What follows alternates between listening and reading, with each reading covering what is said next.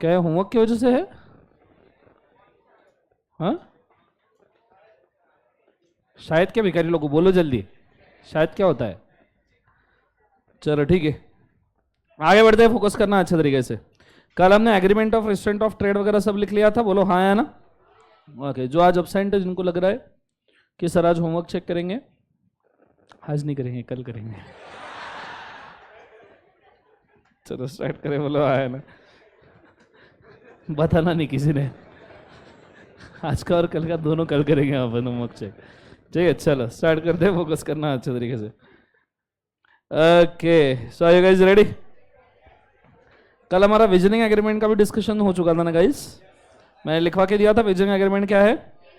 Okay चलो आज हमको आगे बढ़ना है। Today we are going for the contingent contracts. कौन से कॉन्ट्रैक्ट्स बोले एक बार से? Contingent contract. अभी हम कॉन्ट्रैक्ट एक्ट के लास्ट लीग में आ चुके हैं, ठीक है। नियरली आज के लेक्चर या कल के लेक्चर में आपका कॉन्ट्रैक्ट पूरा कंप्लीट हो जाना चाहिए। कल सैटरडे है ना, तो कल तुम्हारा लेक्चर है या टेस्ट है? टेस्ट है, कंफर्म दे रहे हो सभी टेस्ट अच्छे से? चलो सांड डाल, नीचे रजिस्टर ओपन कीजिए, नीचे हेडिंग डालिए contingent contracts.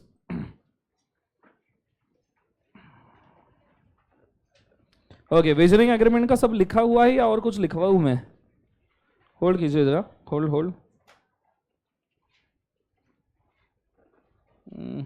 Agreement in restaurant of trade वगैरह तो अपन ने अच्छे से लिखा है, मेंटेनेंस सैंपटी भी पता है आपको।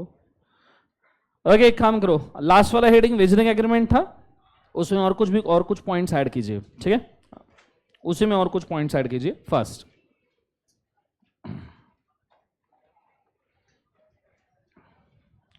सो आर यू गाइस रेडी? बोलो हाँ है ना? चलो उसके अंदर पॉइंट्स ऐड कीजिए। पॉइंट नंबर एडिशनल पॉइंट्स करके लिखना। Point number 1,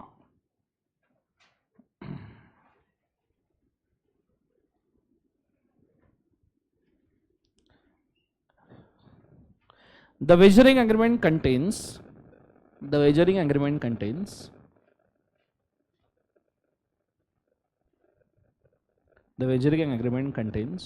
only money or money's worth, only money or money's worth. Wagering agreement contains only money or money's worth. Point number 2, the event should be uncertain. The event should be uncertain or and unrelated. The event should be uncertain and unrelated. Event uncertain चाहिए और unrelated चाहिए। Point number 3, okay unrelated event क्यों चाहिए? For example जब तुम cricket में सट्टा खेलते हो, तुम खेलते हो? कभी नहीं खेले, ट्राई भी नहीं किया? बिल्कुल नहीं कभी? पैसे ही नहीं है इसलिए? सट्टा उसी के लिए खेलते कि पैसे मिले? लगाने के भी नहीं है क्या? खुद दोस्त को लगा दो दाव पे, अरे दो साले को। हाँ सो मुझे एक बात बताओ, जो लोग सट्टा खेलते हैं, वो जो 22 क्रिकेट के प्लेयर वो ग्राउंड के ऊपर खेलते रहते हैं, वो क्या रिलेटेड है क्या सबके? अच्छा क्रिकेट से ऐसे लोगों का कोई रिलेशन भी है क्या जिन्होंने जिंदगी भर बैट नहीं उठाया होगा? मतलब अरे सॉरी, जिन्होंने जिंदगी भर बैट बॉल नहीं खेला होगा। बैट बॉल पता है ना, हिंदी अनुवाद पता है बैट बॉल क्रिकेट का? अरे भिखारी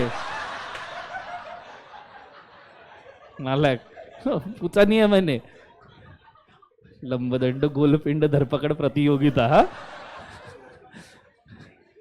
सो जिन लोगों ने लाइफ टाइम कभी क्रिकेट नहीं खेला होगा, वो भी क्रिकेट के ऊपर बैटिंग कर सकते हैं। बोलो हाँ है ना? जोर से बोलो यस और नो। इसका मतलब ये है कि आपके और इवेंट में कोई रिलेशन होने की जरूरत नहीं है, आप फिर भी जीत सकते हो। अच्छा ऐसा भी नहीं है कि मैच इंडिया की ही हो, समझ में आ रहा है? दूसरे देशों के मैच के ऊपर भी आप सट्टा खेल सकते हो। क्लियर है?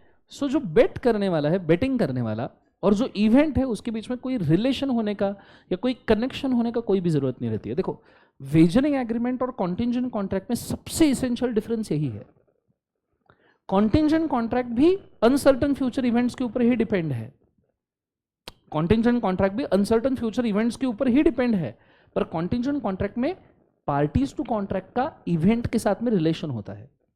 फॉर एग्जाम्पल, इस साल अगर 30 सेंटीमीटर तक बारिश होगी, 30 मिलीमीटर तक बारिश होगी, तो हम आपको 2 टन गन्ना बेचेंगे। शुगर इंडस्ट्री आपकी 2 टन क्या बेचेंगे, बोले एक बार, गन्ना। 30 मिलीमीटर, अच्छा सोच भिखारी मानुस, गन्ना बोले तो कैसे लोग हैं ना, पूरा फोकस पढ़ाने का जीवन में, इधर मुंह किया क्या पढ़ा उसके बाद में लाइफ में मैं तो फोकस। सो इस साल अगर 30 मिलीमीटर से ज्यादा बारिश हुई तो हम आपको शुगर केन बेचेंगे। समझ में आ रहा है सबको? हाँ है ना, जोर से बोले सर ना। अब इसमें खेती करने वाला, शुगर इंडस्ट्री वाला जो गन्ना परचेज कर रहा है, और इनका और बारिश का कोई ना कोई रिलेशन है, कोई ना कहे क्या है, बोले एक बार उसे रिलेशन। वही इस बार इंडिया पाकिस्तान के मैच में बारिश हुई तो सट्टे का भाव डबल मिलेगा। इसमें सट्टा लगाने वाला और जो मैच खेलने वाला और बारिश, इन तीनों में एक दूसरे से कोई रिलेशन है क्या? जोर से बोले एक बार यस और नो। जिस प्रकार इंडिया पाकिस्तान में बारिश हो रही है, उस हिसाब से तो राजस्थान में मैचेस ले लेने चाहिए इनके। मैचेस तो होंगे नहीं, कम से कम बारिश तो आएगी। अरे बोलो हाँ है ना। सो बेसिकली अगर देखा जाए तो ये सबसे मेन डिफरेंस है आपके कॉन्टिंजेंट कॉन्ट्रैक्ट में एंड वेजनिंग एग्रीमेंट में। कंसेप्ट समझ में आ रहा है सबको? हाँ है ना, जोर से बोलो sir no. Last benches clear हो रहा है मैं क्या कह रहा हूँ? हम कॉन्टिंजेंट कॉन्ट्रैक्ट पे आएंगे तो ये लिखेंगे, एक डिफरेंस भी हम लिखेंगे वेजनिंग एंड कॉन्टिंजेंट कॉन्ट्रैक्ट का। क्लियर है? तो आपको लिखने के लिए पॉइंट्स भी मैं दे दूंगा। चलो नेक्स्ट पॉइंट लिखना। ये वाला कंप्लीट हो गया नहीं इसके पहले का पॉइंट? चलो, every party at the visioning agreement, every party at the visioning agreement must win or lose. Every party at the visioning agreement must win or lose. Must win or lose. There is no in between. तब एक तो आप जीतोगे नहीं तो हारोगे, ऐसा कोई grey area नहीं है विजिंग एग्रीमेंट में कि नहीं ऐसा हुआ तो ऐसा। हाँ, मस्ट विन और lose. Next one, the parties to the contract have no control over the events. The parties to the contract have no control over the events.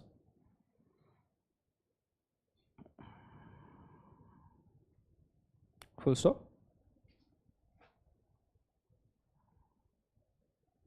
Next point.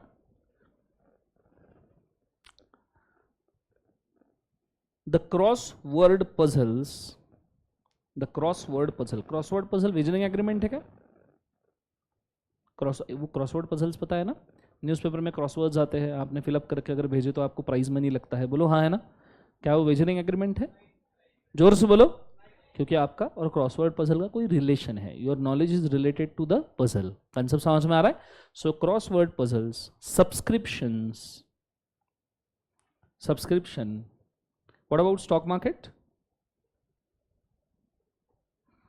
Visioning agreement है stock market? हाँ या ना? अब जो अंधे पैसे लगा रहा है उसके लिए तो है, लेकिन ऑब्वियसली अगर आप प्रॉपर रिसर्च करके लगाओ तो ये विजनिंग एग्रीमेंट नहीं है। कंसेप्ट समझ में? स्टॉक मार्केट में इन्वेस्ट करते हो क्या? बोलो हाँ या ना। कितने लोग करते हैं इन्वेस्ट? ओके, क्या इक्विटी ऑप्शंस? इक्विटी कर रहे हो ना? चलो ठीक है, फिर तुम्हारी कोई काम की चीज़ नहीं आज। आगे कोई फ्यूचर्स ऑप्शंस करता हो? नहीं करता हो तो घुसना मत। फ्यूचर ऑप्शन करता हो, अगले 5-7 दिन तक के ट्रेस करना, 5-10 दिन तक, महिंद्रा एंड महिंद्रा। ठीक है, गंदा गिरने वाला है वो। चलो आगे बढ़ते हैं, ध्यान देना। ठीक है ना, कन्फर्म गिरने वाला है। क्यों पता नहीं, न्यूज़ मेरे को मालूम नहीं, कुछ मेरा किसी स्टेटमेंट के ऊपर भरोसा नहीं, न्यूज़ को मैं भाव देता नहीं। रीजन पूछो क्यों? लोग बोलते हैं न्यूज़ बेसिस पे इन्वेस्ट करो, न्यूज़ बेसिस पे इन्वेस्ट करो। मैं आपको एक सिंपल स्टेटमेंट में बोलूंगा, बिल्कुल न्यूज़ के बेसिस पे इन्वेस्ट करने का नहीं।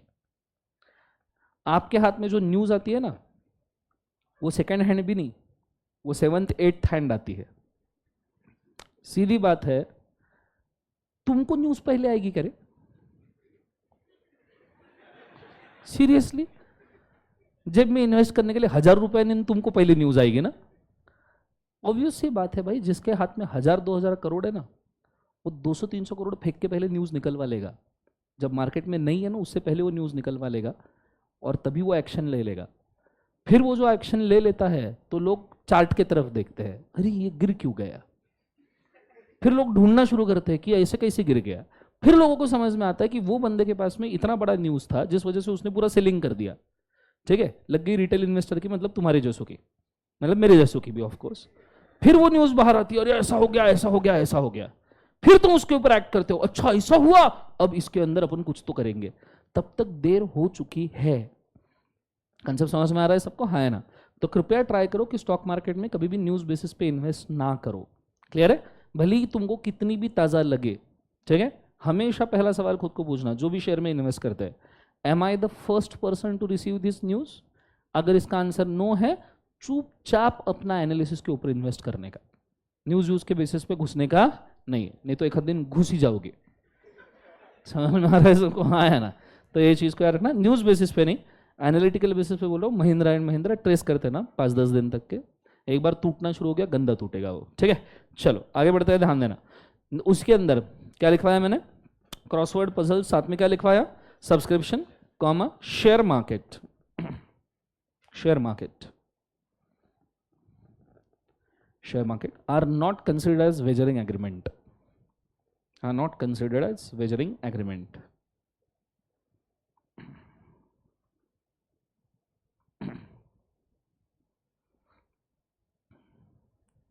Full stop, next point. Wagering agreements are void in India. Wagering agreements are void in India.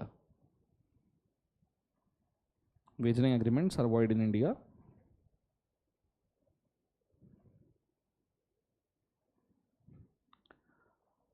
For Maharashtra and Gujarat, for Maharashtra and Gujarat, they are illegal. They are illegal.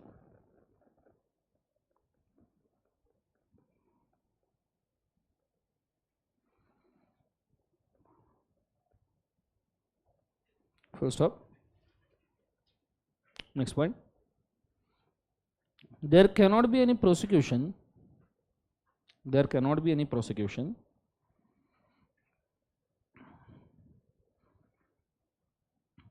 for recovery of the money. There cannot be any prosecution for recovery of the money connected with the wagering agreement. Connected with the wagering agreement.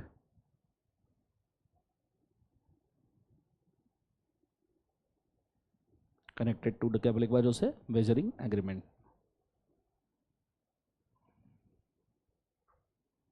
Next point. Any other transaction connected to the wagering agreement. Any other transaction connected to the wagering agreement are void.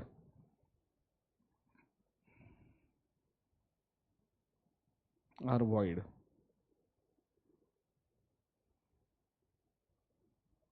Full stop. लिख लिया सबने? Okay, चलो यहाँ पे वेजनिंग agreement का पूरा discussion किया। Lottery के ऊपर एक नोट लिख के रखते हो तुमको, अगर एक छोटा सा शॉर्ट नोट आया व्हाट इज लॉटरी, क्योंकि लॉटरी एक ऐसा वेजनिंग एग्रीमेंट है जो लीगल है। ठीक है, तो उसके नीचे हेडिंग डालिएगा छोटा सा लॉटरी। ठीक है, 4 मार्क के लिए पूछा गया, मस्त ईमानदारी से लिखने का। ठीक है, ओके, मुझे एक बार बताओ लॉटरी वेजनिंग एग्रीमेंट है या नहीं है? जोर से बोलो, है या नहीं है? क्या वेजनिंग एग्रीमेंट के सब क्वालिफिकेशंस कंप्लाई हो रहे हैं? सबसे पहला क्या है? मनी और मनीज वर्थ के फॉर्म में ही डिसीजन आएगा। आ रहा है?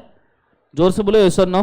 पहला कंप्लाई हुआ। दूसरा, क्या पार्टीज का रिलेशन लॉटरी के साथ में है? नहीं। जोर से बोलो, क्या रिलेशन पार्टीज का लॉटरी के साथ में है? नहीं। कंप्लाई हो रहा है ये भी। तीसरा वाला, क्या उसके अंदर कोई ग्रे एरिया है, या सीधा एक तो आप जीत गए नहीं तो आप हार गए, ऐसा ही होता है?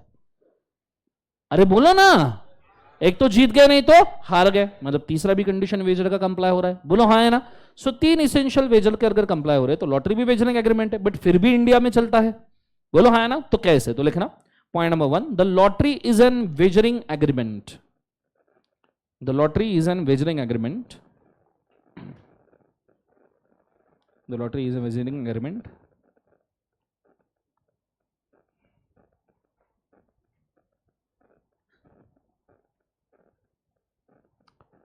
full stop. Point number 2. But IPC section 294A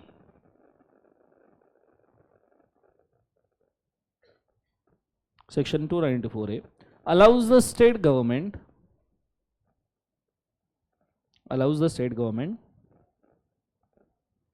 to declare a lottery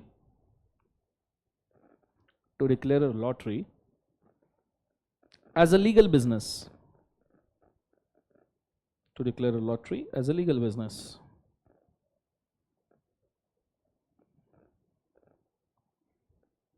Full stop. And in case of contravention,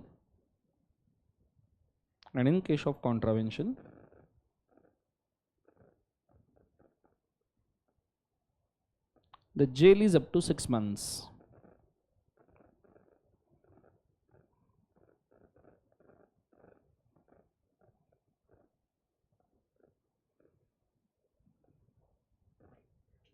Full stop. Next point. Lottery completes all the conditions of wager. Lottery completes all the conditions of the wager.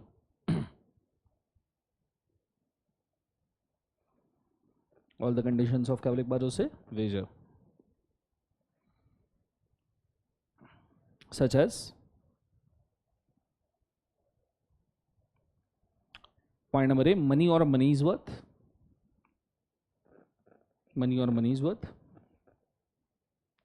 No relation of parties.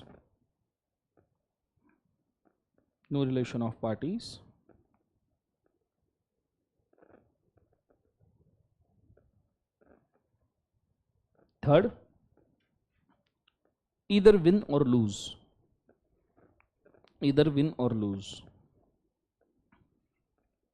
Full stop. लिख लिया सबने? जोर से बोलो sir no. यहां तक idea clear है मैं क्या कह रहा हूं? ये चीज को आपने लॉटरी में याद रखिएगा. कंसेप्ट समझ में? 3-4 पॉइंट्स भी अगर आपको याद है लॉटरी के तो भी काफी है. उसके अंदर आप वेजरिंग का कंटेंट एडिशनल वाला ऐड कर सकते हो. क्लियर है concept? Depending on the marks. समझ में आ रहा है पक्का? हाँ है ना? जोर से बोलो सर नो. चलो आज मैं अभी बढ़ने वाला हूं आगे. क्या हम नेक्स्ट वाले कंटेंट के ऊपर चलेगा सबको? वेजरिंग एग्रीमेंट में किसी को कोई दिक्कत है guys? Everybody understood clearly? Last benches बोलो सब जन हाँ या ना? एवरीबॉडी हाँ या ना? चलो आज मैं अब जा रहा हूं कॉन्टिंजेंट कॉन्ट्रैक्ट्स पे. अब बेसिकली देखा जाए तो आपने कॉन्टिंजेंट कॉन्ट्रैक्ट जिस प्रकार से पढ़ा है थोड़ा सा मेरे को उसको मतलब वही पढ़ाना है मुझे, पर मेरे को उसको थोड़ा सा रिफर्बिश करना पड़ेगा. ठीक है? तो कृपया बोर्ड के ऊपर ध्यान दें. मैं आपको एक बहुत शॉर्ट टेक्निक समझाने जा रहा हूं कि कॉन्टिंजेंट कॉन्ट्रैक्ट को आप किस प्रकार से याद रख सकते हो. ठीक है? चलो आर यू गाइस रेडी? अरे बोलो ना हाँ या ना? सुस्त रत्नो कोई पहले इसमें रिप्लाई तो देते ही नहीं है. Let's go. What is contingent contract?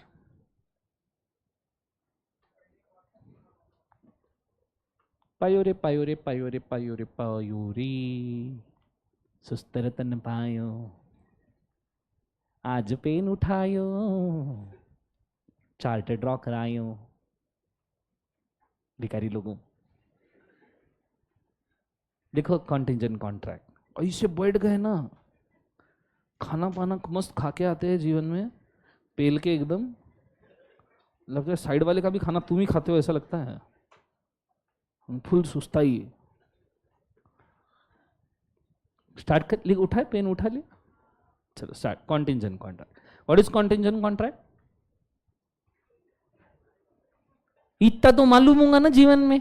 Definition थोड़ा सा लिटिल सूना सूना सा लगे. मैंने तेरा चेहरा कहीं तो भी सुनेला सा लग रहा है. बोलो ना हाँ है ना?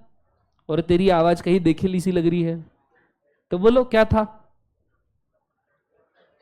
What is contingent contract? हाँ हुदू क्या? हैपनिंग और नॉन हैपनिंग. वाह. तो सीधा वहीं से हैपनिंग और नॉन हैपनिंग है ना? हैपनिंग और नॉन हैपनिंग लिखो. हाँ हो गया कॉन्टिंजेंट कॉन्ट्रैक्ट खत्म. Happening non happening. आगे तुम जो बोलोगे ना वैसा ही लिखता आज मैं. हाँ हैपनिंग और नॉन हैपनिंग. आगे फ्यूचर अनसर्टन इवेंट. हाँ फ्यूचर अनसर्टन हाँ आगे, फ्यूचर अनसर्टन क्या, इवेंट, हाँ इवेंट, अरे इवेंट, हाँ फ्यूचर अनसर्टन इवेंट सही है। हाँ और आगे, इसमें से कितने लोग सीबीएसई आईसीएसई वगैरह से है? हाथ रेस करो, जरा लंबा रेस करो। नालायक लोगों, तुम तो सेंटेंस कंस्ट्रक्शन कर लो। भिखारी लोगों, बचे हुए हम स्टेट बोर्ड वाले, हमको तो वैसे भी नहीं आता।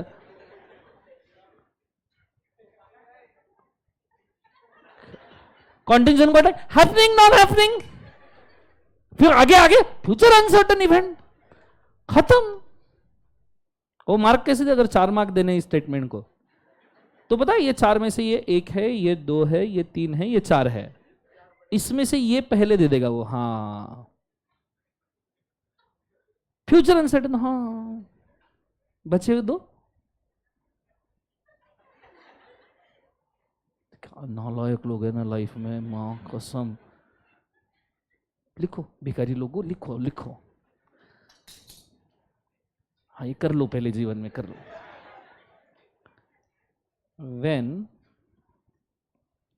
the outcome of a contract that is happening or execution of contract is depending on happening और नॉन हैपनिंग। सर आप भी तो वही बोल रहे हो, बराबर है। Of uncertain future event, then such a contract is contingent contract.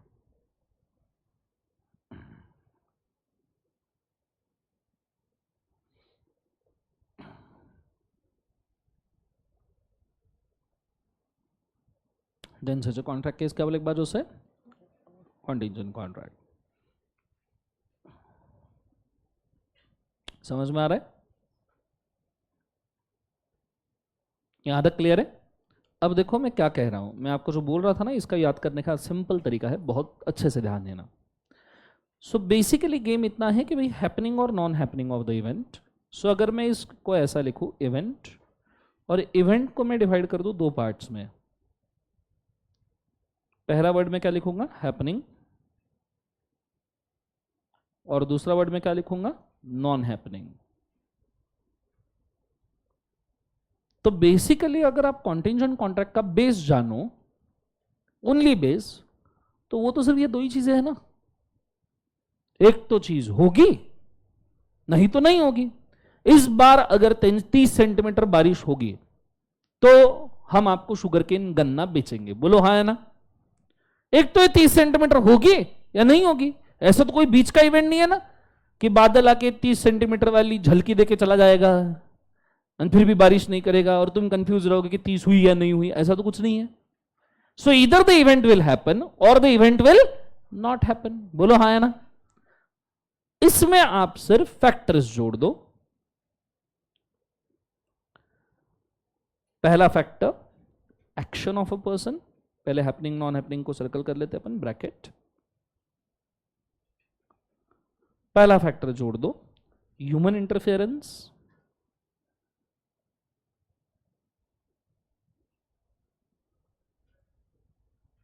ठीक है, और दूसरा फैक्टर जोड़ दो time factor.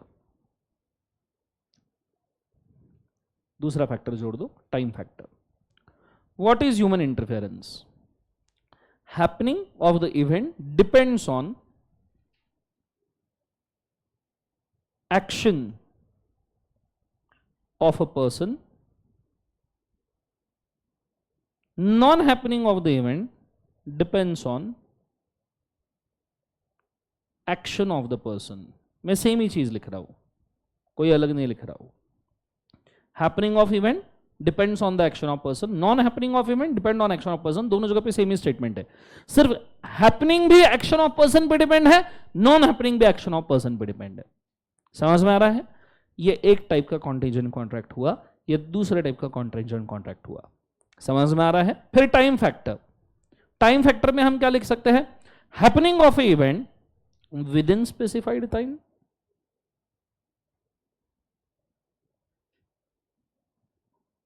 within specific time, and non happening of the event within specific time।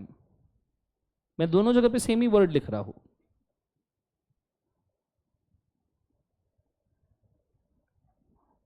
within specific time, ये चार टाइप के कॉन्टिजेंट कॉन्ट्रैक्ट बन गए। बोलो हाँ या ना? अरे जोर से बोलो ना। आप अगर वो स्टेटमेंट भी बोलो तो भी आपको समझ में आएगा। जैसे पहला वाला कॉन्ट्रैक्ट क्या है? हैपनिंग के साथ पढ़ना है। रेडी? 1 2 3 बोलो। क्या है पहला वाला कॉन्ट्रैक्ट?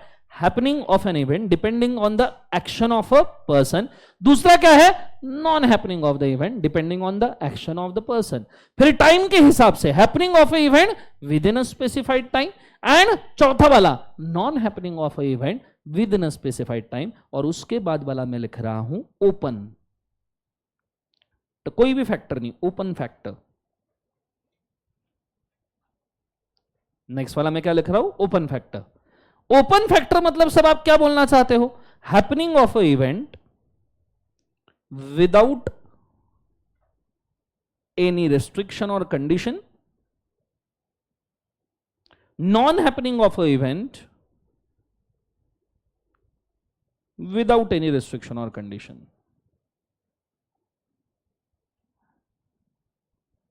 और ये दोनों चीजों को मैं ब्रैकेट में डाल रहा हूं, हालांकि आप इसको contract number 5 and contract number 6 कह सकते हो।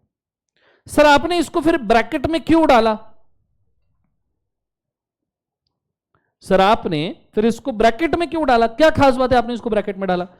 एक्चुअली ओरिजिनली कॉन्टिजेंट कॉन्ट्रैक्ट जो है, ओरिजिनल, सब जन ध्यान देंगे, ठीक है? लिखना अगर हो गया है मेरे तरफ फोकस करो प्लीज, ठीक है? मैं आपको समझा रहा हूं कॉन्टिजेंट कॉन्ट्रैक्ट कैसे बन रहे हैं। समझ में आ रहा है? आप वो बार बार रटते जाते हो। मैं देखा फाउंडेशन का बच्चा, हाँ contingent contract happening of event, contingent contract non happening of, contingent contract happening due to a person, contingent contract non happening due to a person, contingent contract happening within a specified time, contingent contract non happening within not a specific. किसने बोला conceptually समझो, बहुत easy है। दो ही event है, एक तो होगा नहीं तो नहीं होगा, और 3 वेरिएबल फैक्टर है। एक तो पर्सन वेराई करेगा, टाइम वेराई करेगा, या ओपनली वेराई होगा। ओपनली वेराई होगा मतलब क्या? कि ना ही कोई पर्सन का इंटरफेरेंस है, ना ही टाइम का इंटरफेरेंस है। कॉन्टिजेंट कॉन्ट्रैक्ट ओपन है कि भाई एक तो ये होना चाहिए, नहीं तो ये नहीं होना चाहिए। उसके लिए ना कोई समय है और ना ही कोई ह्यूमन इंटरफेरेंस है। Actual original the OG contingent contract, the OG contingent contract is this one. The OG contingent contract is this one, कि एक तो ये इवेंट होगा, नहीं तो ये इवेंट नहीं होगा। समझ में आ रहा है सबको? हाँ है ना? जोर से बोले एक बार yes or no। एक तो ये इवेंट होगी, नहीं तो नहीं होगी, ये ओरिजिनल है। क्लियर है कंसेप्ट सबको?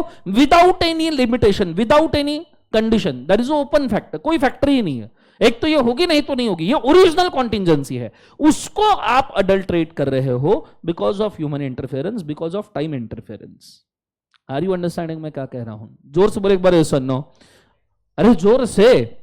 लेट्स से कि अपन कोई एक इवेंट है जो अभी आने ही वाला है, जो होने ही वाला है। कंसेप्ट समझ में आ रहा है सबको? हाँ है ना? जो आने ही वाला है या होने ही वाला है, या जिसके अंदर रीजनेबल टाइम या अज्यूम्ड किया जाता है। क्लियर है कंसेप्ट? सो मेरे पास में समझो, फॉर एग्जाम्पल मेरे पास में अभी टमाटर है, टोमेटो। समझ में आ रहा है सबको? हाँ है ना? मेरे पास में 100 टन के टोमेटो है या 100 क्विंटल के टोमेटो है। मैंने आपके साथ कॉन्ट्रैक्ट किया कि I will sell you 100 quintals of the tomato if and only if the price of the tomato touches ₹5। जो प्राइस 10 रुपए है, अगर वो 5 पे आएगी तो मैं तुमको 100 क्विंटल टोमेटो सेल कर दूंगा। ₹5 को टच करेगा पर केजी के हिसाब से, तो मैं तुमको 100 क्विंटल टोमेटो दे दूंगा। बोलो हाँ या ना? अब इसमें कोई लिमिटेशन फैक्टर ही नहीं है, इट इज ओपन फैक्टर। मैं तुमको 100 क्विंटल टमाटो बेचूंगा जब प्राइस 5 को टच कर देगा। जब प्राइस किसको टच कर देगा? 5 को। पर जब मैंने ये कॉन्ट्रैक्ट आपके साथ किया, आपको लग रहा है ये ओपन फैक्टर कॉन्ट्रैक्ट है। आपको लग रहा है कौन सा कॉन्ट्रैक्ट? बोले एक बार ओपन फैक्टर, कि ये होगा, प्राइस 5 को टच करेगा तो ये टोमेटो बेचेगा। पर ये ओपन फैक्टर नहीं है। जो टोमेटो मैंने अभी मेरे सामने रखे हुए हैं, वो टोमेटो तो पेरिशेबल है, वो अगले 4 दिन में खराब हो जाएंगे। मतलब अगले 4 दिन में अगर प्राइस ₹5 को टच करता है तो मेरे को आपको ये टोमेटो बेचने हैं, और अगले 4 दिन में टच नहीं करता है तो मेरे को आपको टोमेटो बेचने की जरूरत है क्या? नहीं, क्योंकि टोमेटो तो मैं आपको दिखा के बैठा हूं ना कि भाई ये टोमेटो मैं तुम्हें बेचूंगा 5 रुपए की प्राइस टच हो गई तो। बोलो हाँ या ना। अब ऐसे सिचुएशन में टाइम फैक्टर मुझे बोलना नहीं पड़ा। क्या मुझे टाइम फैक्टर बोलना पड़ा? नहीं। समझ में आ रहा है? अब ये पेरिशेबल का हुआ, it can be same with the non perishable. ठीक है, लेट्स से मैंने ऐसा बोला this phone, I will sell you this phone जब एप्पल आईफोन 15 का प्राइस 50 रुपए हो जाए। कितना हो जाए बोले एक बार उसे? 50। हमने एग्रीमेंट कर लिया without time, without human interference. Apple 15 50 रुपए में जब मिलेगा तो मैं आपको ये फोन बेच दूंगा 10 रुपए में। मैंने कॉन्ट्रैक्ट किया। Now there is no time factor, that is open bracket. ठीक है, जब भी एप्पल आईफोन 15 ये 50 रुपए में बेचा जाएगा, ये फोन मैं आपको 10 में दे दूंगा।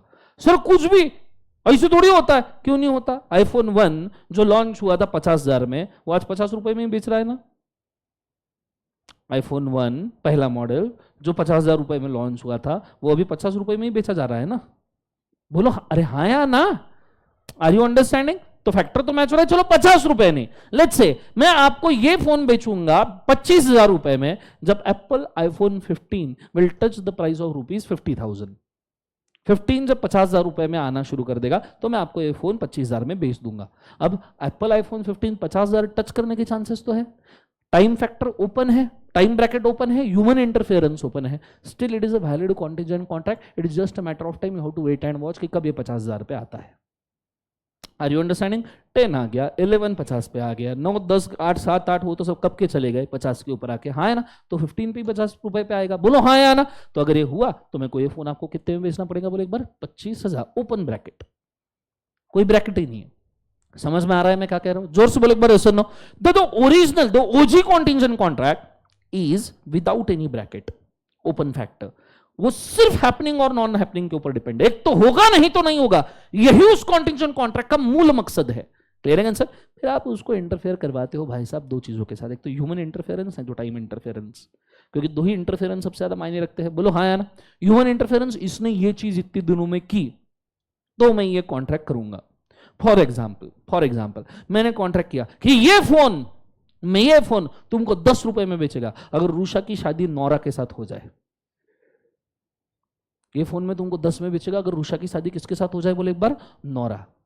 अब ऐसे सिचुएशन में ह्यूमन इंटरफेरेंस आ गया। एक तो अगर रूषा और नौरा इन दोनों के ऊपर डिपेंड है कि ये फोन तुमको 10 में मिलेगा क्या? बोलो हाँ या ना। अरे जोर से बोलो यस और नो। एक दिन समझो नौरा ने किसी और के साथ शादी कर ली, रूषा के साथ शादी की ही नहीं, नौरा ने किसके साथ शादी कर ली? किसी और के साथ। तो ये कॉन्ट्रैक्ट तो वॉइड हो गया ना फोन वाला। अरे बोल लो हाँ या ना। जोर से बोले। अब ये मत बोलना सर वो डिवोर्स करके वापस रूषा के साथ शादी, इतना लक अच्छा नहीं है इसका। समझ में आ रहा है सबको? हाँ या ना। तो उसके ऊपर मत जाना। नौरा ने किसी और के साथ शादी कर ली तो 10 रुपए के फोन का कॉन्ट्रैक्ट तो वॉइड हो गया। बोलो हाँ या ना। अरे जोर से बोलो ऐसा ना। वही अगर नौरा ने रूषा के साथ शादी कर ली तो 10 रुपए में को आपको फोन बेचना पड़ेगा। बोलो हाँ या ना। अरे एवरीबडी यस और नो।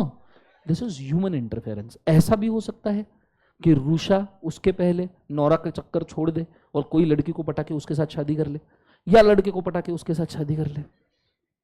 अरे बोलो हंस क्यों रहे हो? लीगल है जीवन के अंदर, he have his own choice. बोलो हाँ या ना। तो अगर रूषा ने भी शादी की तो भी कॉन्ट्रैक्ट वॉइड है। बोलो हाँ या ना। Why only Nora? Rusha can also do the same, ना? बोलो yes or no? Human interference। क्या बोले एक बार उसे? Human interference। कंसेप्ट समझ में? अब ये हैपनिंग पे हुआ कि रूषा की नौरा से शादी हुई तो 10 रुपए में फोन मिलेगा। ये नॉन हैपनिंग में इमीडिएटली कन्वर्ट हो सकता है, कोई रॉकेट साइंस नहीं है बेटा। समझो रूषा की नौरा के साथ शादी नहीं हुई तो मैं तुमको ये फोन 10 रुपए में बेचेगा। पहले हुई तो 10 में था, अब नहीं हुई तो 10 में है। ज्यादा पॉसिबिलिटी काय की है? देखो समझ में आ रहा है तुम्हें? कंसेप्ट समझ में आ रहा है? बोलो हाँ है ना। आइडिया क्लियर है मैं क्या कह रहा हूं? तो ह्यूमन इंटरफेरेंस एक तो होगा नहीं तो नहीं होगा। कंसेप्ट समझ में आ रहा है? और अगर ह्यूमन इंटरफेरेंस वाला कॉन्ट्रैक्ट है तो ये इवेंट एक तो होगा, नहीं तो इवेंट नहीं होगा। ये हो गया ह्यूमन इंटरफेरेंस वाला। अब टाइम फैक्टर वाला। टाइम फैक्टर, मैं तुमको ये फोन बेचूंगा 1 लाख रुपए में। कितने लाख रुपए में? 1 लाख। अगर 30 सितंबर तक, 30 सितंबर तक, समझना 30 सितंबर तक आईफोन 15 इंपोर्ट करने वाला जहाज इंडिया में नहीं पहुंचता है तो मैं ये फोन तुम्हें 1 लाख में बेचूंगा, लेकिन कब? अगर आईफोन 15 इंपोर्ट वाला जहाज, जो जहाज आईफोन 15 लेके आ रहा है, जो कैरी करके आ रहा है बाहर देश से, चाइना से, किधर से भी, वो इंडिया में अगर 30 सितंबर तक नहीं पहुंचता है तो ये फोन में तुमको 1 लाख में बेचेगा। बोलो हाँ या ना?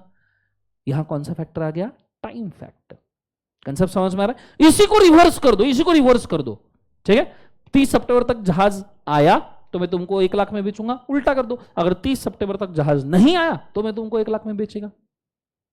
सो करना, होना ना होना, ठीक है, हैपनिंग नॉट हैपनिंग, उसमें भी ह्यूमन इंटरफेरेंस से होना या ना होना, या टाइम फैक्टर में होना या ना होना, these are just permutations. Original the OG contract is एक तो इवेंट होना, नहीं तो इवेंट नहीं होना। आप टाइम और ह्यूमन परफॉर्मेंस के वजह से कृपया कंफ्यूज ना होइए। कंसेप्ट समझ में आ रहा है सबको? हाँ है ना? जोर से बोले सर नो। बस इतनी ही चीज तुमको दिमाग में रखनी है, ठीक है? अब देखो इस चीज को कितने कितने अलग अलग हेडिंग में दिया, मतलब कंफ्यूज करने का पूरा बेड़ा इंस्टीट्यूट ने उठा के रखा है।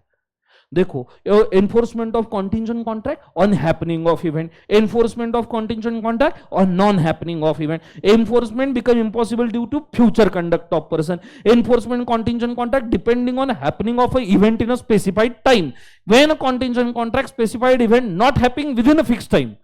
नीचे agreement contingent of the impossible event are void. किसने बोला करने के लिए? इतना सीधा, वेरी सिंपल, एक तो होगा नहीं तो नहीं होगा। वेरिएबल फैक्टर क्या है? एक तो ह्यूमन इंटरफेयर करेगा, नहीं तो टाइम इंटरफेयर करेगा। आर यू अंडरस्टैंडिंग मैं क्या कह रहा हूं? जोर से बोलो एक बार, यस और नो। लॉजिक समझ में आ रहा है? और ये इतने सारे याद भी नहीं रहते। प्रॉब्लम ये इतने सारे याद भी नहीं रहते। बच्चों को बोला ना right a note on contingent contract and its types, 8 mark, बच्चा घूम जाता है कि वो क्या था, वो हैपनिंग था, वो टाइम था, कि क्या वो क्या था। कुछ टेंशन लेने का, 8 मार्क को पूछा ऐसे उठाने का, 6 कॉन्ट्रैक्ट लिख डालने का और उसी को एक्सप्लेन करने का, एक एक एग्जाम्पल बना के पेल देने का, जैसे मैंने अभी अभी बनाया। और कोई रॉकेट साइंस नहीं इसके एग्जाम्पल बनाना। कंसेप्ट समझ में आ रहा है सबको? हाँ है ना? जोर से बोलो एक बार यस और नो। चलो ये लिख लिया सबने, बोलो हाँ या ना? एवरीबडी यस और नो? ओके। अब मैंने आपको इसके एग्जाम्पल भी दिए और इसका शॉर्टकट भी समझाया कि आपने किस प्रकार से इसको टैकल करना है। लिख पाओगे क्या? पक्का लिख पाओगे? अरे बोलो ना यस और नो। तो आज तुमको होमवर्क में क्या करना है, मैं होमवर्क थोड़ा आज पहले ही दे रहा हूं। ये 6 के 6 कॉन्ट्रैक्ट का तुमको एक्सप्लेनेशन लिखना है और हर एक का एक एक एग्जाम्पल लिख के लाना है। Can you just do this? सब जन बोलो हाँ या ना। मेनली तुमने ह्यूमन इंटरफेरेंस में मैरिज का ही एग्जाम्पल ले लो। मैरिज का example is the best for the human interference. Clear है? तो ह्यूमन इंटरफेरेंस में तुम मैरिज का एग्जाम्पल ले लो, और टाइम इंटरफेरेंस जो है, टाइम इंटरफेरेंस में तुम शिप का एग्जाम्पल ले लो कि ये शिप इस दिन तक आई या ये शिप इस दिन तक नहीं आई। क्लियर है? तो आपको लिखना आसान हो जाएगा। Can you do this? Confidence आ रहा है? बोलो हाँ या ना। अरे जोर से बोले ऐसा नो। तो आज का होमवर्क 6 कॉन्ट्रैक्ट के 6 टेक्स्ट चाहिए। पहले मुझे टेक्स्ट चाहिए, ठीक है, ओरिजिनल मीनिंग चाहिए कि ये कॉन्ट्रैक्ट मतलब क्या है, प्रॉपर सेंटेंस में, भिखारीपना नहीं चाहिए, हैपनिंग और नॉन हैपनिंग, वो सर इवेंट, हाँ नहीं, मुझे पूरे सेंटेंस के साथ में टेक्स्ट चाहिए और साथ में मुझे एग्जाम्पल अलग से चाहिए। Is it very clear everybody? अगर आपने ये कर लिया, आपको कॉन्टिजेंट कॉन्ट्रैक्ट में कोई तोड़ ही नहीं सकता, क्योंकि इसको छोड़ के और कुछ है ही नहीं। ये 6 इवेंट छोड़ के कुछ है ही नहीं कॉन्टिजेंट कॉन्ट्रैक्ट। तुम देखो ना, अरे हमने तो भी 6 बोले, उनसे वो भी नहीं हुआ। कंसेप्ट समझ में आ रहा है सबको? हाँ, उनसे वो भी नहीं हुआ। कंसेप्ट समझ में आ रहा है? तो अगर तुमने ये 6 डिफाइन कर लिए तो बात खत्म। एक एडिशनल इवेंट उन्होंने बोला है, agreement contingent on impossible event. ऐसा अब ये एक्चुअली बोलने की जरूरत ही नहीं है, ये वो चिवताईपना है। मुझे बताओ, तुम कॉन्टिंजेंट कॉन्ट्रैक्ट करोगे क्या इम्पॉसिबल इवेंट के बेसिस पे? तुम तो भी करोगे क्या? तुम ट्राई करोगे कि नहीं भाई मैं तुमको 1 लाख में ये फोन बेचेगा जब मैं मंगल ग्रह पे जाके बैठेगा? ये कोई कॉन्टिंजेंट कॉन्ट्रैक्ट हुआ क्या रे? हाँ, जोर से बोलो ऐसा नो। तो ये कोई कॉन्ट्रैक्ट दिया है, ये तुमको फालतूगिरी बना के देके दिया है इंस्टीट्यूट ने। कॉन्टिंजेंट ऑन इम्पॉसिबल इवेंट, इधर लिखा है हमारे कुछ इम्पॉसिबल इवेंट पे कॉन्टिंजेंट कॉन्ट्रैक्ट करे तुम्हारे साथ में, ठीक है? तो इसका टेंशन लेने का नहीं, बहुत सिंपल है। इसका एग्जांपल पढ़ लो एक बार का, ये नहीं लिखा तो भी चलेगा, पर मेरे को 6 मेन वाले चाहिए। ए agrees to pay B ₹1000 if, मतलब कितना भिखारीपना। बचपन वाले एग्जांपल दे रहे केजी1 में। If 2 straight line could enclose a space, काय का स्पेस बे? I need space from such a concepts. Concept समझ में आ रहा है सबको? हाँ है ना? जोर से बोले सर नो। नीचे A agrees to pay B ₹1000, B will marry A's daughter C. B अगर ए के डॉटर के साथ में शादी करेगी। अब ये इम्पॉसिबल इवेंट वाला नहीं है, इट इज ह्यूमन इंटरफेरेंस। उल्लू के पट्टों ने इम्पॉसिबल इवेंट में एग्जांपल डाल दिया है। कंसेप्ट समझ में आ रहा है सबको? हाँ है ना? So A agrees to pay B 1000, B marries A's daughter C was dead at the time of the agreement. अरे नशे करके बैठे हो क्या? उधर पूरा आदमी निपट गया, तुम इधर कॉन्ट्रैक्ट कर रहे हो उसके शादी का।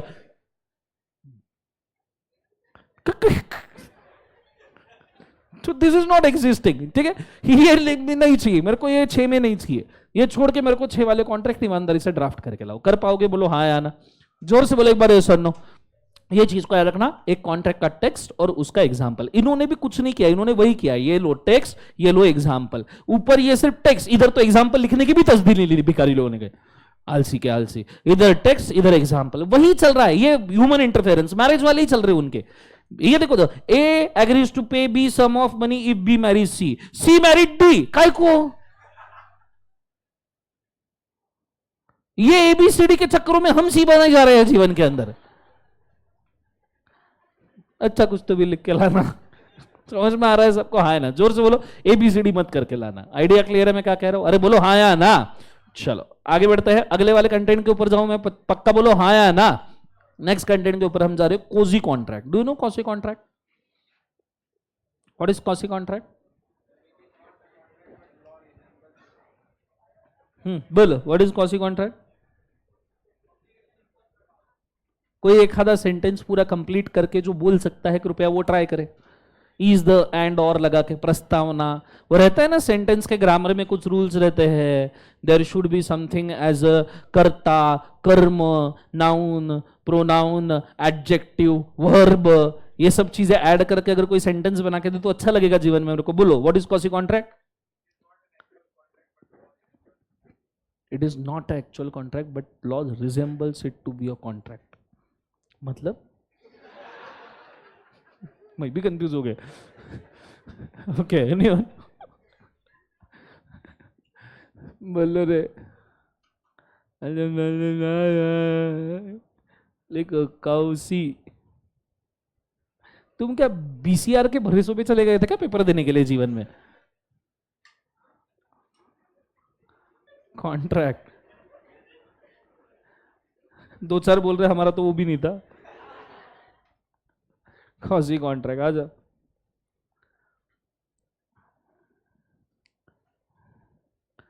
द कॉन्ट्रैक्ट, कौसी कॉन्ट्रैक्ट का डेफिनेशन बोलूं मैं? बोलो हाँ है ना? पहले तुमको समझा दो लिखना क्या है जीवन में। The contract which is not a contract becomes a contract depending on 2 different contract becomes a Kausi contract. कोई नालायक गाली नहीं देगा, तुमसे ज्यादा वर्ड यूज किए, वो भी नाउन, प्रोनाउन, एडजेक्टिव, वर्ब सबके साथ। समझ में आ रहा है? सिर्फ एक ही वर्ड सुनाई दिया ना, कॉन्ट्रैक्ट। आओ समझाता हूं जरा। लेट्स टेक एन एग्जांपल, ठीक है? अभी तुम सीए बनने वाले हो, कल का डाउट है कि जीवन में? हाँ तो इसको तो कम से कम रिस्पॉन्स दे दो भिखारी लोगों। अभी तुम सीए बनने वाले हो, यह बात शानदार समझो। ये मैडम, नाम बोलो मैडम। मयूरी, माया। माया कार्यक्रम की पात्र घटनाएं काल्पनिक, वास्तविक जीवन से कोई संबंध नहीं है। यदि किसी घटना के साथ समानता होती है मात्र संयोग कहा जाएगा। समझ में आ रहा है? माया बन गई सीए माया। क्या बन गई? सीए माया। सीए इसलिए किया था क्योंकि माया जमा कर पाए। समझ में आ रहा है सबको? हाँ है ना? अब माया सीए बन गई, बोले सीए बनने के बाद मैं प्रैक्टिस करूंगी। माया ने बहुत मेहनत की, 5-10 साल, खतरनाक मार्केट में नाम हो गया। बोले एक माया सीए है जो बहुत माया करती है, जबरदस्त ऑडिट होते हैं, खतरनाक काम करती है। तो एक दिन इसके पास में ऑडिट करवाने के लिए आ गई हार्ली डेविडसन कंपनी। कौन बोले एक बार जोर से? Harley Davidson. हार्ले डेविडसन लड़कों को पता होगा, माया तेरे को पता है?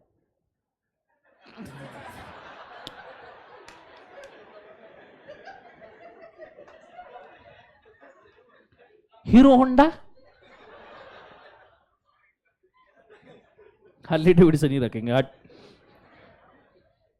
सो हार्ले डेविडसन ये कंपनी शूज बनाती है। अरे नालायक हो, ये कंपनी मोटरसाइकिल बनाती है मैडम। क्या बनाती है? मोटरसाइकिल। मतलब आधे लोगों के लाइफ का ड्रीम होगा कि उनको हार्ले, लड़के लड़के ठीक है, आधे लड़कों के लाइफ का ड्रीम होगा कि उनको हार्ले डेविडसन बाइक खरीदनी है। It's like royal Enfield madam, ठीक है। तेल लेने गया, बोले काय का डेविडसन बोले जीवन में।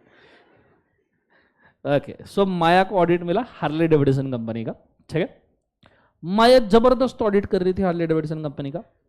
फिर माया की शादी हुई, ठीक है। फिर माया को बच्चे हुए, ठीक है, बच्चे बड़े हुए। माया को एक बेटा हुआ, छोटा माया, छोमा। अरे छोटा माया, जो क्या हुआ है बोला एक बार। हर तो नाम रखते ना ऐसे यार, विराट अनुष्का का वीरुष्का। अरे हाँ या ना, अभी अभिषेक ऐश्वर्या का अभियाश, बोलो हाँ या ना। सैफ अली का और कटरीना नहीं, करीना का सैफीना, तो छोटा माया का छोमा। अरे बोलो ना हाँ या ना। सो छोमा करके माया को बेटा हुआ और वो बड़ा हो गया, ठीक है। अब क्या हुआ जीवन में? चोमू नहीं रहे नालायक, ऐसे बेकारी लोग हैं यार ये। माया तुम मन पे मत लो, दिल पे बिल्कुल, ये सब बेकार लोग हैं। मैं एग्जाम्पल अच्छा बना रहा हूं, तुम मेरे पे फोकस करो सिर्फ, ठीक है। ये सब किसी को तरफ ध्यान नहीं देना। ये कुछ भी बोलेंगे, चोमू बोलेंगे तुम्हारे बच्चों को, इट्स ओके होंगे, बात अलग है, पर इट्स ओके। अरे फोकस तो अरे यार तुमने तो मेरे तो गाली दे रही है मन के मन में मुझे, ठीक है। सो अरे अब ऐसे सिचुएशन में माया का बेटा बड़ा हो गया, लेट्स से नॉर्मली 17-18 साल का है, 18 ईयर्स हो गया, लाइसेंस उसको मिल गया गाड़ी चलाने का ना। इसको पता चल गया उसकी मम्मी हार्ले डेविडसन कंपनी को ऑडिट करती है, बोलो हाँ है ना। तो इसने मम्मी को बोला, मम्मी मेरे को बाइक चाहिए हार्ले डेविडसन। तो माया बोली अच्छा वो कंपनी बाइक भी बनाती है? ठीक तो अरे तो ठीक है ना, उसको नहीं पता। तो ये बोला कि नहीं मम्मी मेरे को चाहिए, 18 बर्थडे को रोने लग गया। माया बेचारी, अब बेटा क्या जिद कर रहा है, गाड़ी देना पड़ेगा नहीं देना पड़ेगा। अब उस साल लेट्स से बात चल रही है यहां से 20-25 साल बाद की, 20-25 साल में हो जाएगा ना। अरे मतलब अरे एज बड़ा हो जाएगा। अरे यार तुम यार जीवन में, अरे यार ये बहुत बेकार लोग हैं यार मैं यार। सो हम बात कर रहे हैं 2035 की, हम बात कर रहे हैं एक बार 2035 नहीं बैठ 2065 की। हाँ तो 20-25 साल यहां से आगे लगेंगे ना, 30 साल तो कम से कम मार्जिन तो होना चाहिए कुछ, है ना।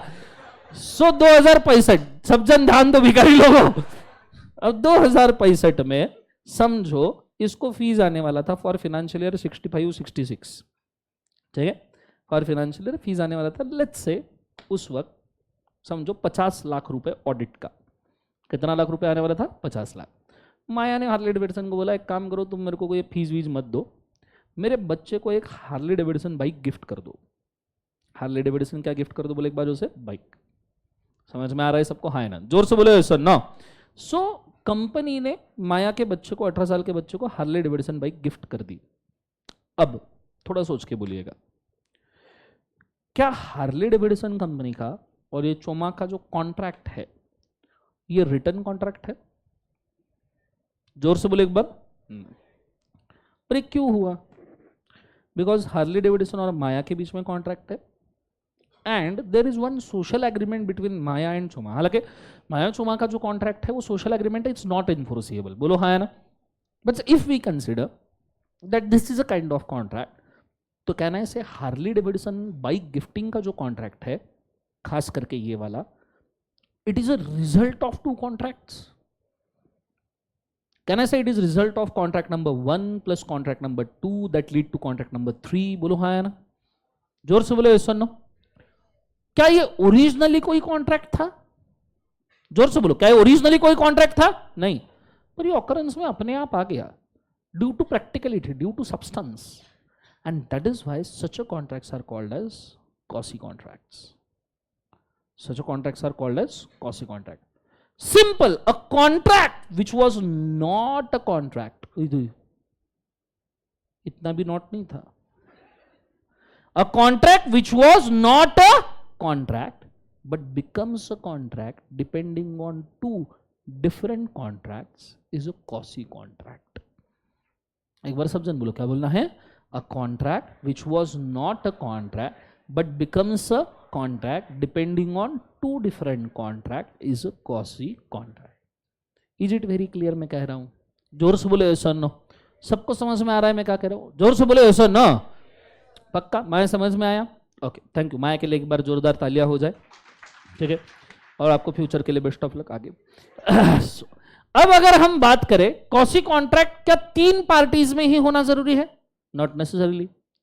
The finder of the goods, finder of क्या एक बार उसे गुड्स का ऑटोमेटिक कॉसी कॉन्ट्रैक्ट बन जाता है। तुम रास्ते से जा रहे थे, भेलपुरी खा रहे थे, लड़की घुमा रहे थे, मिर्ची लग गई, तुम रास्ते से जा रहे थे, टाइम पास करते करते तुमको ऐसे रास्ते पे नया नवेला कोरा करकरी गरम गरम आईफोन पड़ा हुआ मिला, तो हिट होता है ना, वो हिट होगा तो गरम नहीं होगा क्या? कैसी जिंदगी में है ना। रास्ते से जा रहे थे, तुमको कोरा करकरी गरम गरम आईफोन ऐसे रास्ते पे पड़ा मिला, तुमको जैसे ही आईफोन रास्ते पे पड़ा मिला, you are a finder of goods. तो कॉन्ट्रैक्ट एक्ट कहता है तुम्हारी इमीडिएटली एक जिम्मेदारी बनती है कि तुमने ओरिजिनल ओनर को ढूंढना चाहिए। बोलो हाँ या ना? तुम ढूंढोगे नहीं वो बात अलग है, तुम उसको पहले बेचने के लिए निकल जाओगे या खुद यूज करने के लिए जाओगे, that is different. But contract act क्या कहता है? तुमने ओरिजिनल ओनर को ढूंढना चाहिए। अब मुझे एक बात बताओ, जब तक वो आईफोन तुम्हें नहीं मिला था तब तक का कॉन्ट्रैक्ट एग्जिस्टिंग था क्या? जोर से बोलो, एग्जिस्टिंग था क्या? जिस वक्त तुमको आईफोन मिला उस वक्त ये कॉन्ट्रैक्ट अपने आप सब्सटेंस में बन गया, अपने आप सब्सटेंस में बन गया, and that is also quasi contract. That is also कौन सा कॉन्ट्रैक्ट बोले एक बार? Quasi contract. कंसेप्ट समझ में आ रहा है मैं क्या कह रहा हूं? जोर से बोले एक बार, यस और नो। एक और केस बताता हूं, ठीक है, मेरे साथ हुआ था कॉसी कॉन्ट्रैक्ट का बेस्ट एग्जांपल।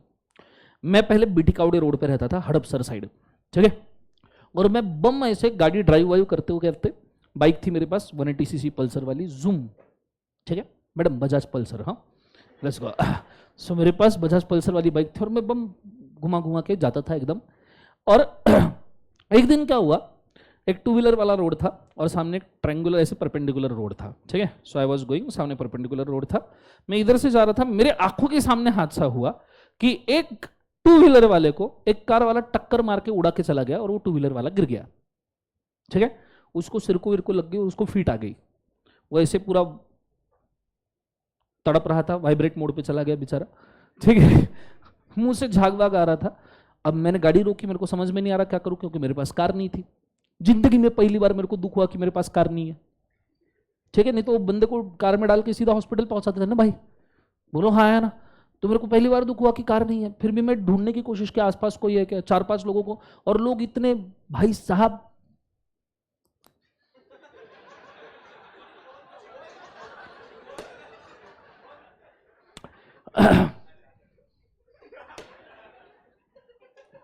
मक्खी चोर होते हैं, ठीक है। क्या हुआ? अरे तो मक्खी चूस होता है ना, है ना। सो लोग इतने हरामी होते हैं जीवन के अंदर कि भाई मैं देख रहा हूं यहां बंदे को फीट आ रही है, मैं कार रोक रहा हूं, कार के सामने जाके खुद खड़ा रह रहा हूं कि अब मैं निपट जाऊंगा करके, फिर भी वो कार रोके। उसको रोकने के बाद मैं बोल रहा हूँ इसको हॉस्पिटल लेके जाना है, 2 किलोमीटर पे हॉस्पिटल है, चल। नहीं, पीछे सामान है, डिक्की में ये है, फलना ढकना है, मेरे कार को मैंने ओयो बना के रखा है, कुछ भी रीजन दे रहे। मतलब वो नहीं बोला किसी ने मेरे को, ये तो मैं इमेजिन किया, ठीक है। अब मेरे को एक बात बताओ, जीवन में ऐसे वक्त पे गाड़ी रोक के आपने ले जाना चाहिए? मेरी हाथ जोड़ से सबके रिक्वेस्ट है, कभी भी ऐसा सिचुएशन हो, कुछ भी हो, तुम्हारा इन्वॉल्वमेंट हो ना हो, गाड़ी रोक के बंदे को बिठाने का, जाने का हॉस्पिटल। मैंने कसम खा ली उस दिन से। मेरे को 10-15 मिनट लग गए, कम से कम 15 minute, and it's crucial time. वो 10-15 मिनट में वो वही मर जाता आदमी, तो मैं तो जिंदगी भर एक ट्रॉमा लेके चलता था ना कि मैं कुछ नहीं कर पाया। लकीली उधर से एक स्कॉर्पियो आई, स्कॉर्पियो के अंदर सरदार जी गाड़ी चला रहे थे। सरदार जी को देख के मेरे को अच्छा लगा, बोला ये कुत्तो भी करेगा। उसके गाड़ी में 7 लोग,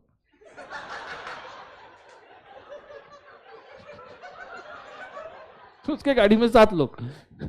मैंने बोला, मैं उसके तरफ देख के पहले सोचा इसको बोलूं क्या, फिर मैंने बोला कि भाई ये ऐसा ऐसा है, उसको सिचुएशन बोली। वो सरदार इतना भारी आदमी, उसने 6 के 6 को नीचे उतारा। बोले तुम यही रुको। उसने 6 को नीचे उतारा। वो सब 6-5 लोगों ने मेरे को हेल्प किया। हम बंदे को उसको गाड़ी में डाला और गाड़ी लेके उधर जहांगीर हॉस्पिटल हम उसको छोड़ के आए और एडमिट करके आए। कंसेप्ट समझ में आ रहा है सबको? हाँ है ना? अब उसका पूरा ट्रीटमेंट बाकी था। डॉक्टर फॉर्म के ऊपर साइन लेने के लिए रेडी। अब फॉर्म के ऊपर साइन मैंने किया क्योंकि मैं ही था सबसे पहला पर्सन। ठीक है, लाइबिलिटी ऊपर ऑब्वियसली मेरे ऊपर है। साथ में वो सरदार जी ने एज अ विटनेस करके साइन किया कि मेरी कोई गलती नहीं है भाई, मैंने नहीं उड़ाया उसको। जरूरी है ना? बोलो हाँ है ना? मेरे कोई पुलिस धर ले रात को, मेरा ही कौसी कॉन्ट्रैक्ट निकाल ले। बोलो हाँ है ना? सो उसने साइन किया और उसको हमने हॉस्पिटल में एडमिट किया। हॉस्पिटल वालों ने एडमिट करते से बिल निकाल दिया हाथ में, वो दूसरे मक्खी चोर लोग। ठीक है, उन्होंने हॉस्पिटल का बिल निकाला। बिल तो भरना ही था, मैंने खुद ने पेमेंट कर दिया। दन क्रेडिट कार्ड वगैरह स्वाइप करके उस बंदे को एडमिट कर दिया। किधर से तो भी उसका पैन कार्ड, पासपोर्ट, आधार, लाइसेंस जो मिलेगा उसके वॉलेट में ढूंढा। फोन के स्क्रीन के ऊपर मैंने ढूंढा, कोई नंबर नहीं मिल रहा, फोन को लॉक पड़ा हुआ।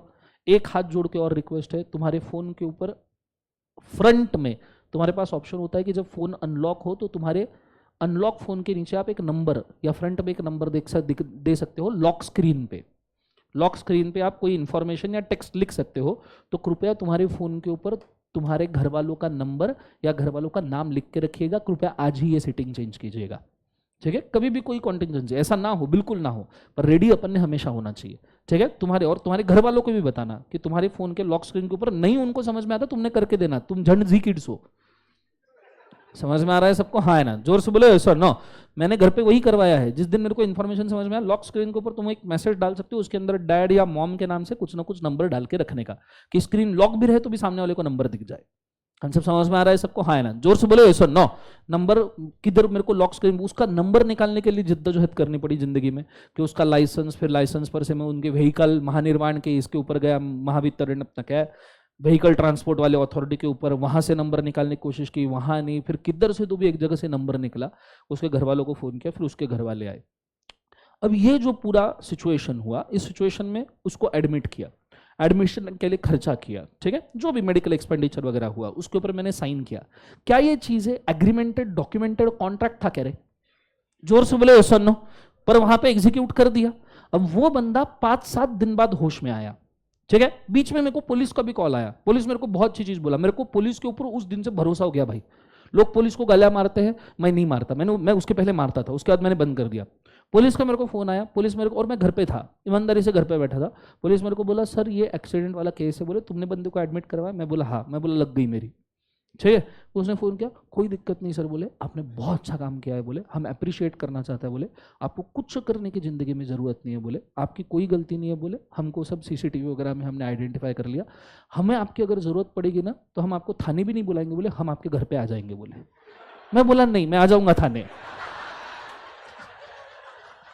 तेरी इतना भी मत करो, मैं कुत्ता में आ जाऊंगा। ठीक है, तो नहीं, बट लिटरली मतलब कुछ भी काम रहता था ना, वो केस से रिगार्डिंग कोई भी चीज़ होती थी ना, वो मेरे को फ़ोन करते थे, पूछते थे सर आप आ रहे हो या हम आए, आपके ऊपर डिपेंडिंग। और ईमानदारी से उन्होंने पूरा सपोर्ट किया। पुलिस ने भी सपोर्ट किया।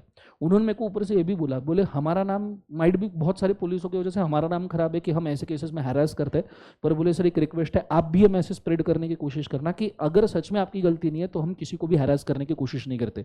और सुप्रीम कोर्ट का इसके ऊपर सर एक डिसीजन है, मैंने भी पढ़ा है, सुप्रीम कोर्ट का डिसीजन है, भले ही तुम्हारे वजह से भी क्यों ना एक्सीडेंट हुआ हो और तुम अगर ऐसे पर्सन की जान बचाते हो तो ऐसे सिचुएशन में तुमको छोटी बड़ी पेनल्टी के साथ में, even you are total culprit in the accident, गलती से तुम्हारे वजह से हुआ है, वो मर भी गया तो भी तुमको पेनल्टीमेट इंप्रिजनमेंट वगैरह छोड़ के सिर्फ पेनल्टी बेसिस पे तुमको छोड़ दिया जा सकता है, अगर ये प्रूव हो गया कि तुम्हारी गलती नहीं है। कंसेप्ट समझ में आ रहा है सबको? हाँ है ना? जोर से बोलो। ये मतलब एक्सट्रीम केस हो गया, स्टिल आपको छोड़ा जा सकता है। तो बोले मैसेज स्प्रेड करना। मैं बोला हाँ भाई ठीक है, आप स्प्रेड, बोला बहुत बच्चों को पढ़ाते हैं, इनको सब स्प्रेड ही कर देंगे अपन।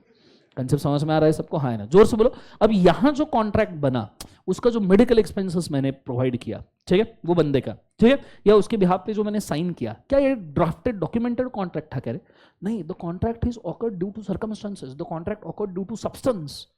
और फिर जब वो होश में आया 7-8 दिन बाद, या जो भी उसके फैमिली वगैरह सब ठीक किया, उन्होंने फिर मेरे को फोन किया, बोले सर ये ऐसा ऐसा है, बोले थैंक यू सो मच, बोले आपकी वजह से बच्चे की जान बच गई, कितना खर्चा हो रहा है, बोले हम आपके बैंक में ट्रांसफर कर देंगे।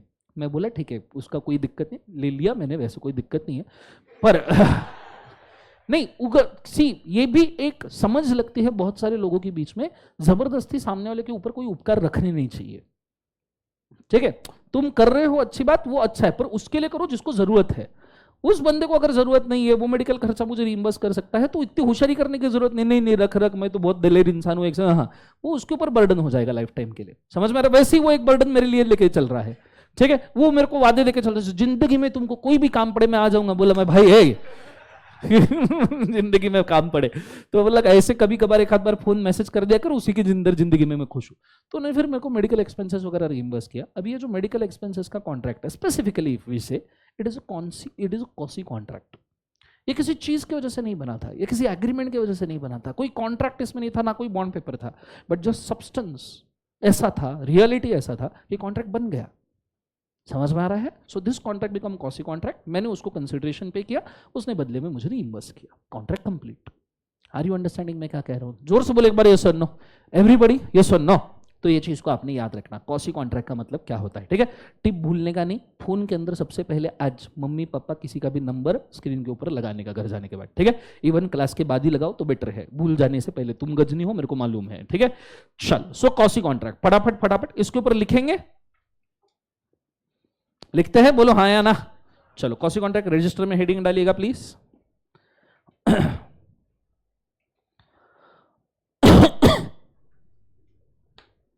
ओके, कॉसी कॉन्ट्रैक्ट हेडिंग डाला सबने, लिखना। It is a contract where, it is a contract where it is a contract where promise or voluntarily takes an obligation, where promise or voluntarily takes an obligation towards the promisee,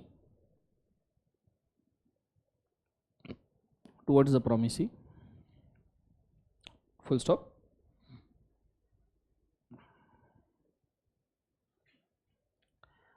Point number 2, even law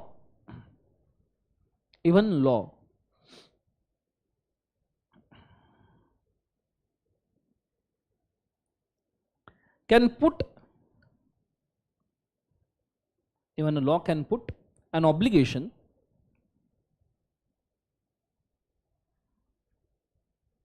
on promisor or promisee in such a situation.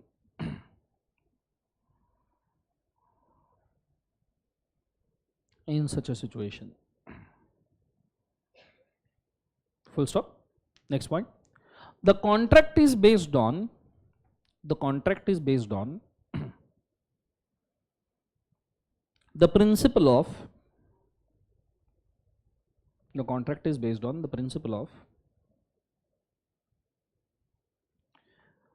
equity, justice,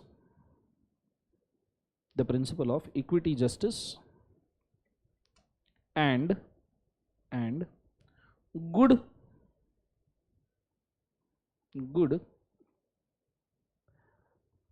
conscience, क्या कहते हैं इसको, conscious consensus,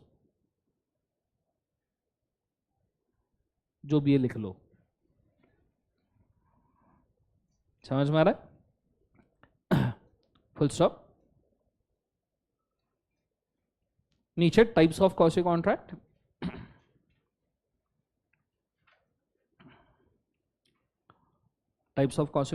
मुझे एक बार बताओ, person incapable of contracting पढ़ा है आपने? कौन कौन सा? Who are incapable of contracting? Minor, unsound mind,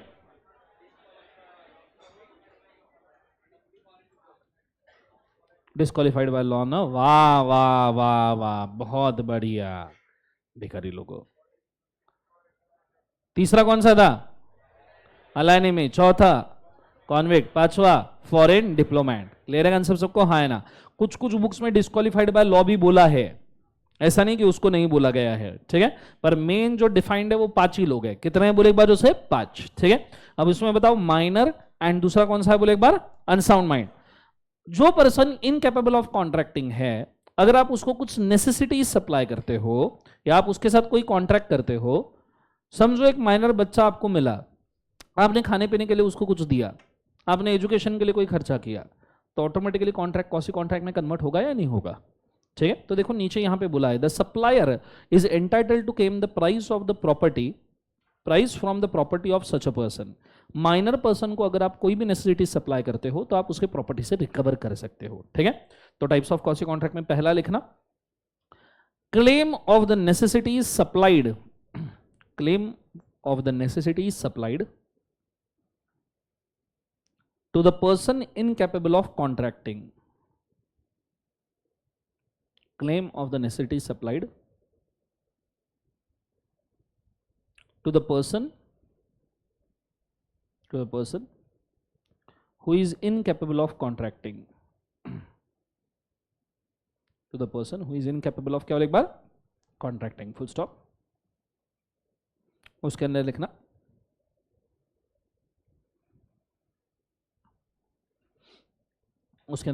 उसी के अंदर नीचे पैराग्राफ करके when a person supplies the necessities to minor or unsound person,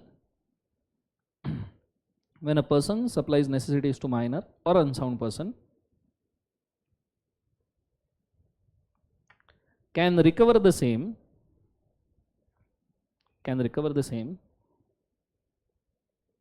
from their assets,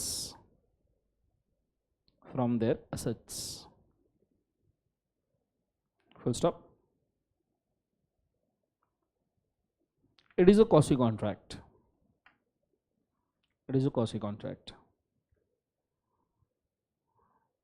लिख लिया सबने? Point number 2,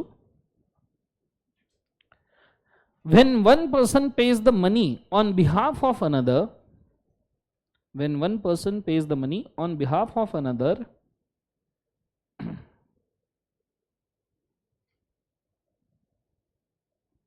when one person pays the money on behalf of क्या बोले एक बार उसे? another, then he can recover such money,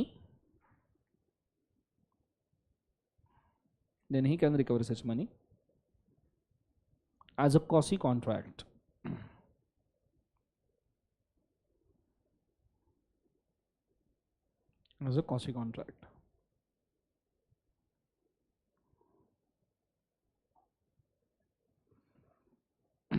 full stop। third one,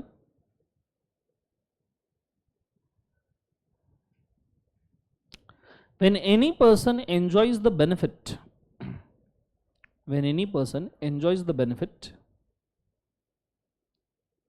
of non-gratuitous act, when any person enjoys the benefit of the non-gratuitous act,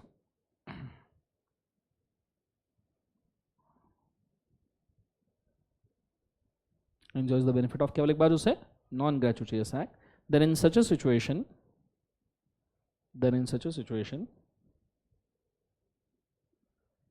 he needs to pay for such acts, in such a situation he needs to pay for such acts which is a quasi contract,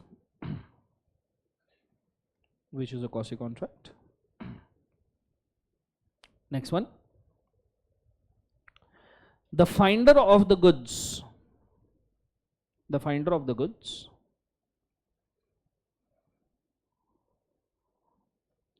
bound to return the goods, the finder of the goods bound to return the goods to the original owner,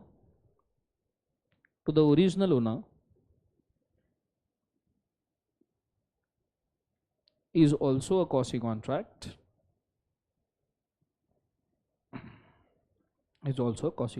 full stop। लिख लिया सबने? बोलो हाँ है ना? अब उसमें से फाइंडर ऑफ गुड्स में नोट्स में से एक बार रीड कर रहा हूं, ठीक है, बहुत अच्छे तरीके से ध्यान देना। Let's go. Finder of goods, responsibility of finder of goods, a person who finds the goods belonging to another takes them into his, क्या बोले एक बाजू से, custody, and subject to the same responsibility as a bailee. Bailee सुना है? बेली मतलब जैसे आप मॉल में गाड़ी पार्किंग में लगाते हो, तो आप जिसके मॉल में गाड़ी पार्किंग में लगाते हो, he is called as bailee, you are called as bailor, you are called as, क्या बोले एक बाजू से, बेलॉर। क्लियर है सब सबको? हाँ है ना? तो आपकी जिम्मेदारी उस गाड़ी को पूरा का पूरा टेक केयर करने की जिम्मेदारी आपकी है, ठीक है। नीचे therefore he is required to take proper care of the things found। आपको आईफोन 15 मिला तो आपकी जिम्मेदारी है कि आपने आईफोन 15 की पूरी केयर करनी चाहिए। Not to appropriate it for his own use, खुद ने आईफोन 15 यूज करके उसके ऊपर अलग अलग वीडियोस देखने नहीं चाहिए। To restore to the owner when the owner is trace, जब ओनर मिलेगा उसको आईफोन 15 वापस दे देना चाहिए। आपके क्या राइट्स है? आपको आईफोन 15 मिला, आपके क्या राइट्स है? Finder is entitled to retain the goods against whole world, पूरी दुनिया से बचा के ये गुड्स आप खुद के पास रख सकते हो, पर आपको रिटर्न सिर्फ ओरिजिनल ओनर को ही करने पड़ेंगे। कोई दूसरा आया ये गुड्स मांगने के लिए तो आपको देने की जरूरत नहीं है। दूसरा, finder has a lien for expenses incurred, express नहीं, expenses incurred for preserving the goods, ये गुड्स को अच्छे से मेंटेन करने के लिए जितना खर्चा लगता है वो पूरा खर्चा आप ओरिजिनल ओनर से निकाल सकते हो। However he can not file a suit for recovery of the money, पर ये ओरिजिनल ओनर के ऊपर सू नहीं, केस नहीं कर सकता। समझ में आ रहा है? If it he can claim, if he can, क्या लिख है, ही कैन रिकवर, वो रिकवर कर सकता है the claim for money, he can recover the claim for, क्या बोले एक बाजू से, मनी, जितना उसका खर्चा हुआ है वो रिकवर कर सकता है अगेंस्ट द, क्या बोले एक बाजू से, goods. If true owner refuses to pay the lawful charges, true owner ने लॉफुल चार्जेस पे करने से मना कर दिया, he may sell the goods, वो गुड्स को क्या कर सकता है, बोले एक बार, सेल। पर नॉर्मली आप तब तक गुड्स सेल नहीं कर सकते जब तक आपके चार्जेस 2/3 से ज्यादा नहीं होते। मतलब आईफोन 15 है 1 लाख का, आपने उसके मेंटेनेंस पे और ओनर को ढूंढने के लिए खर्चा जब तक के 66,000 के ऊपर नहीं किया है, आप आईफोन को बेच पाओगे क्या? नहीं। 2/3 से ज्यादा खर्चा हो गया तो फिर आप फोन को बेच दो। कंसेप्ट समझ में आ रहा है सबको? हाँ है ना? सर इतना सब करने से अच्छा मैं खुद ही ना यूज कर लूं, बोलो हाँ है ना? ये बोला गया है लॉ के हिसाब से, कार्यक्रम की सभी पात्र घटनाएं काल्पनिक नहीं है नालायक लोगों, ठीक है? इसको आपको मानना पड़ेगा। क्लियर है कंसेप्ट? ये तुम्हारे बुक में भी दे के रखा हुआ है, ठीक है? बुक में से ही मैंने पढ़ा है, तो आप इसको कभी भी रेफर कर सकते हो, ठीक है? तो यहाँ पे फाइंडर ऑफ गुड्स भी होता है, क्या बोले एक बार जो से, खाता।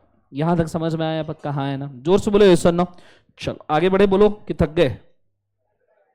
सर थके हुए ही तो आए थे।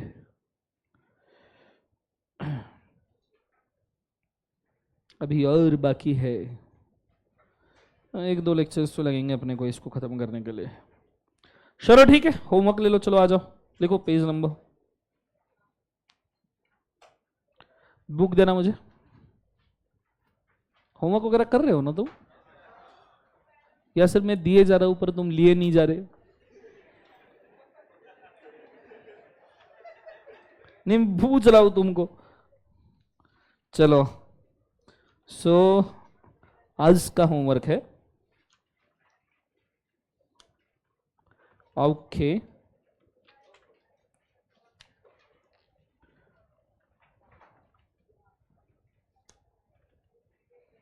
हाँ, पेज नंबर लिखो समझन, पेज नंबर 1.40,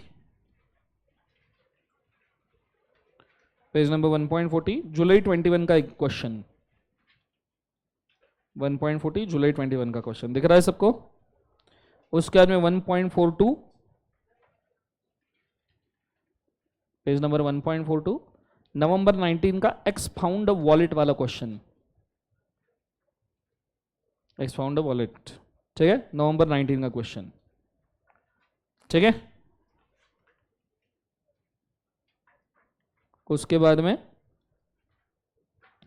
1.44,